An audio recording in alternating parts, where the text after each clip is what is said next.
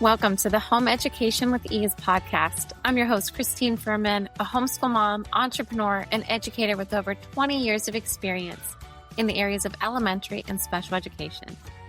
It's my mission to help you create lifelong learners and embrace a holistic approach to education at home. I'll be sharing practical strategies, inspiration, and resources to support your family.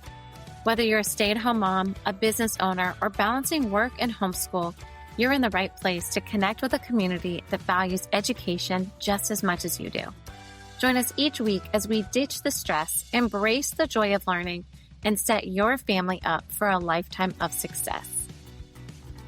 Hey there, friend. Welcome back to the Home Education with Ease podcast. I'm your host, Christine Furman, your home education expert.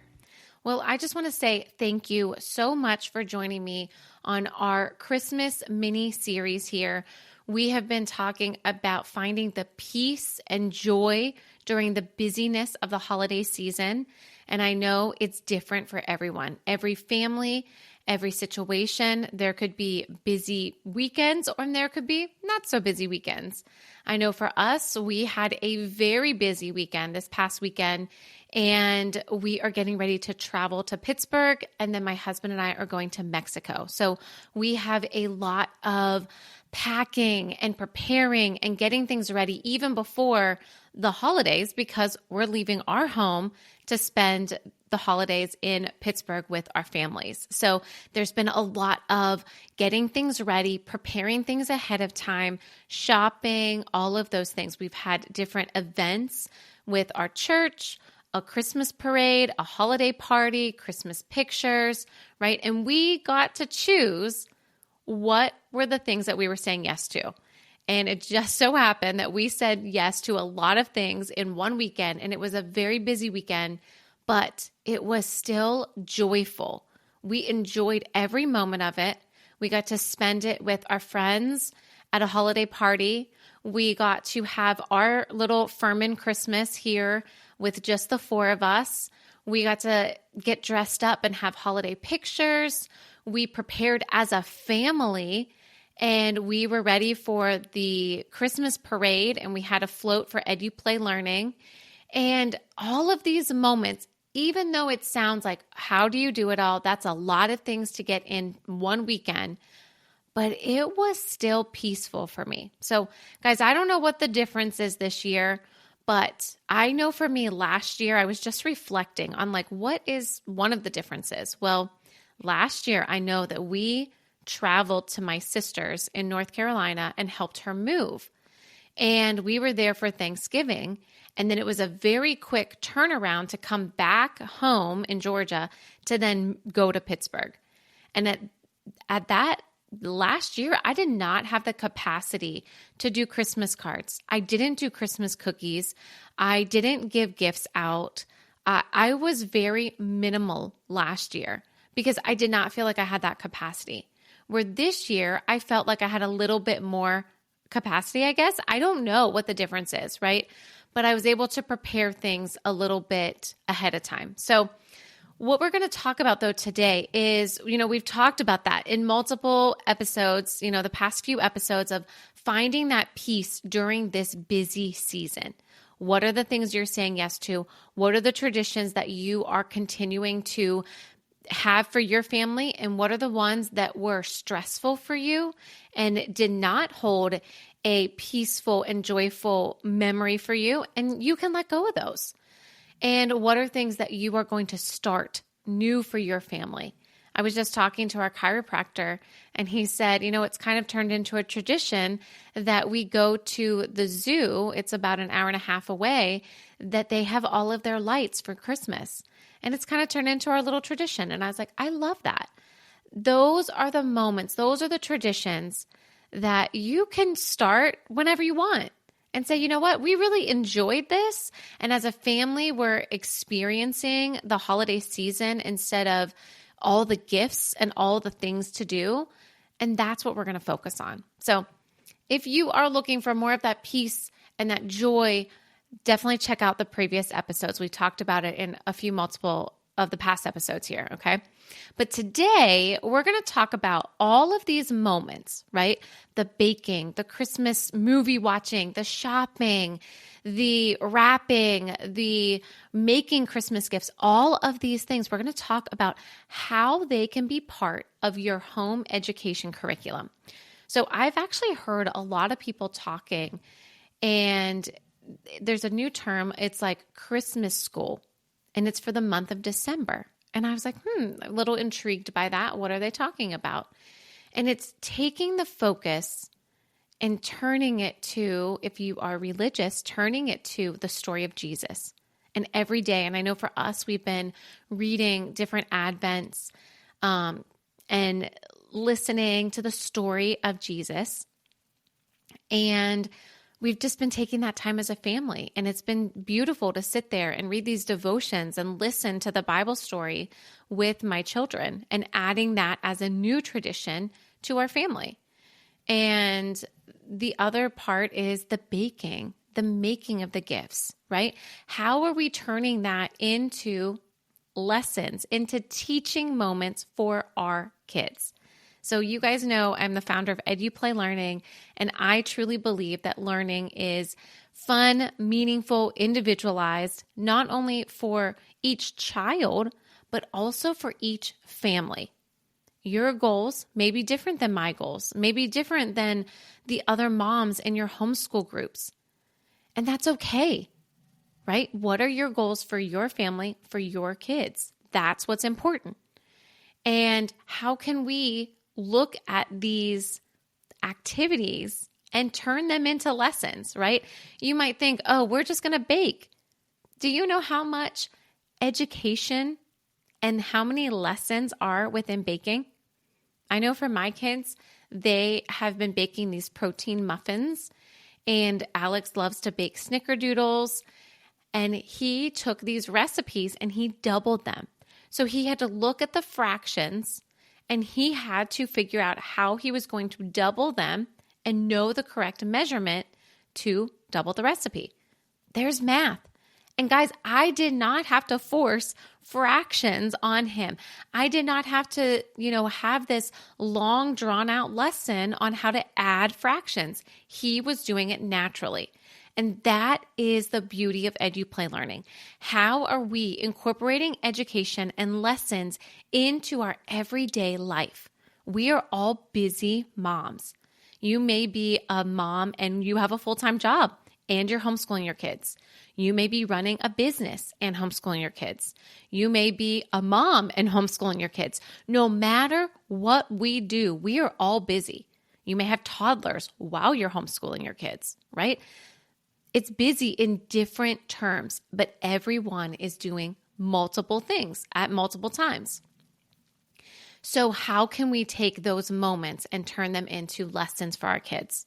Fractions, measurement, reading a recipe, time. How long does it take to bake this batch of cookies? Okay, if it takes it 5 minutes and it's 3:35, what time will the cookies be done? So turning these moments of we're just baking into math problems, into word problems that are actually meaningful. Again, fun, meaningful, individualized. That is what EduPlay Learning is all about. Because it's so true. If your kids are in it, they're invested. 1, they're going to get some cookies at the end of this lesson, right? 2, they're having fun. They're making memories with you because you're in the kitchen with them. You've got Christmas movies on or Christmas music or whatever it is, and you're spending that intentional time together. They're gonna love that. So keep that in mind. How can you incorporate baking into school? And you can do that throughout all of December, and that's okay. You can practice addition facts. You can ask them, okay, if I'm going to make 2 batches of cookies, how many cookies am I going to have together? Or you can look on here's a ton of math, right? I have so many math ideas when it comes to baking. So you can tell them there's 24 cookies in this batch, and I'm going to make 2 batches. How many cookies am I going to have all together? Then you can turn that into a division problem. If I have 4 friends and I have 48 cookies, how many cookies are each friend going to get? All of this is math. And it does not always have to include paper and pencil. These are how you instill math skills into your kids. And they're able then to be able to think on their feet, answer questions. Yes, sometimes they may need to go get a whiteboard. They may need to get a piece of paper. You may need to do it with chocolate chips and actually act it out for them. And that's okay. It's all part of learning. So as you can see I get so excited about this. And I think I'm going to have to do some video series on different ways that you can turn the month of December into math lessons in the kitchen. And that could be any month of the year, truly, right? With the EduPlay Learning curriculum, we always try to get into the kitchen at least once a week. And my kids get into the kitchen multiple times, but baking or making a recipe, we're trying to incorporate them into the kitchen, one, to be comfortable and confident in the kitchen, because that's a life skill that they're going to have to do their entire life. And 2, how can you turn that into math lessons all the time? You're incorporating reading because you're reading a recipe. You're incorporating communication skills because you're talking to each other and you have to communicate to be able to make this recipe correctly. Measurement, right? Time, all of those skills. So I want to put your mama heart at ease and say, oh my goodness, we didn't get to school because of X, Y, and Z. I bet there is so much learning that is actually happening in your home that you're not even realizing. So if that's the case, if you're like, I'm very overwhelmed, I don't know, all these lessons, all these things, I encourage you to reach out to me. One, you can start looking at the activities yourself and saying, okay, maybe this is a math lesson. Okay, this could be a reading lesson or a science lesson, right? But if you want more guidance, more support, more encouragement, I encourage you to message me to find out more about the Home Education with Ease Collective that we're going to be starting in January. It's all about that support. It's all about me coming to you and saying, hey, you can turn this into a math lesson. This can be a fun reading lesson. Let's craft together, right? It's about that community. Because what is one thing that may be missing for you in homeschool? Community, support, encouragement. The teaching from a teacher, right? To know that you're on the right track. Well, I just want to say that I'm in your corner and I'm here for you. So if you are looking for support like that, please feel free to reach out, send me a message on any platform, send me an email. There's a form in the show notes that you can fill out, and you can check out the Home Education with Ease collective form in the show notes as well. So many ways to get in contact with me.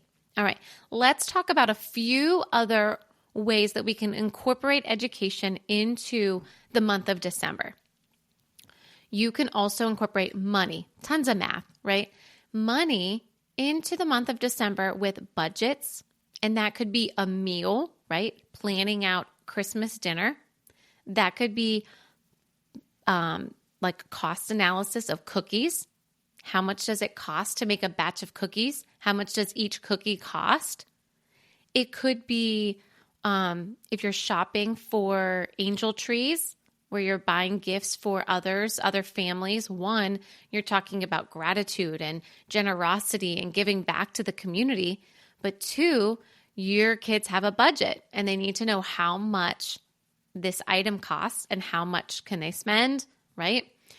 The other thing is budgeting for gifts. All right. Are you going to spend $25 on every person in your family? My daughter had to learn that lesson this year. She has been making money with her business, and she wrote down this whole list of everyone that was going to get gifts. And as we were talking to Kayla, actually, she was on episode 100. So if you are looking for customized gifts, I definitely encourage you to check out episode 100, because Kayla talked about her and I talked about a ton of different gifts. And since then, I have been working with Kayla on different gift ideas, and so has my daughter, Ella. So Ella made this like long list of gifts that she wanted to get. And as she was, ordering these things, we were looking at this list and it was like, this is going to add up very quickly. And she started recognizing that. How much is this cup going to cost? How much are these shirts going to cost? How much is this pillow going to cost? This blanket? And then she had to back down a little bit and say, you know what? I don't think I really can spend $40 on a blanket for my aunt when I made a scarf for my other aunt, right? That did not cost $40. So she had to recognize that budget and realize what she could purchase and what she couldn't in this moment. So, and I thought that was a beautiful lesson. Of course, could I have said, oh, don't worry, I can cover it. But is that going to teach her a lesson? Absolutely not. She has earned that money from her business, and she is taking pride in buying gifts with her own money for her cousins and for her aunts and uncles and her grandparents. And just watching that has been beautiful, a beautiful lesson, a beautiful reflection on everything that she has learned. So I just want to give you that little piece of encouragement, moms, that they are watching you. They're paying attention.